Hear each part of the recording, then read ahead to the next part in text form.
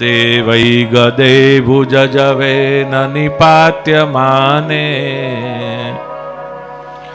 અન્યોન્યતો સકટિપાદ કરો રુજતરુન ચૂર્ણી બભૂવતુ રૂપેત્ય યથાર્ક શાખે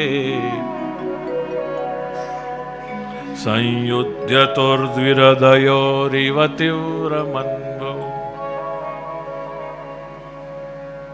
બંનેની વચ્ચે ભયંકર યુદ્ધ થયું છે. હાહાકાર ચારે દિશાઓમાં થયો કે અરે આવું કોઈ દી જોયું નથી એવું યુદ્ધ થયું છે.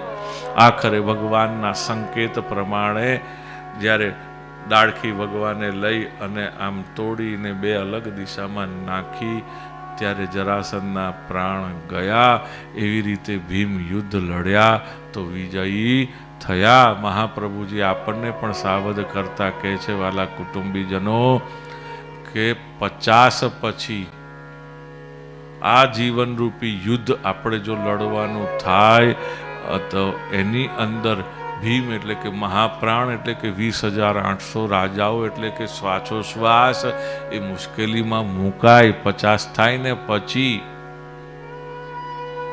પણ એને જો એટલે કે આ જીવનરૂપી યુદ્ધમાં વિજયી થવું હોય તો તમારે શું કરવું પડે? બોલે 50 પછી આ આંખો કૃષ્ણની આંખોમાં પરોવી અને યુદ્ધ લડાય એટલે કે જીવન જીવાય. એની આંખમાં જોઈ જોઈને કે અપેક્ષા છે કે ઉપેક્ષા, એની આંખમાં જોઈને જીવનરૂપી યુદ્ધ લડો તો વિજયી થવાય. નહીતર ભીમ એટલે મહાપ્રાણ એટલે શ્વાસોશ્વાસ અસો સ્વર્ગાય થઈ જાય. બોલો ગોવર્ધન. આ જેવા અત્યારે જે બોલી ને એવું થઈ જાય. બોલો ગોવર્ધન.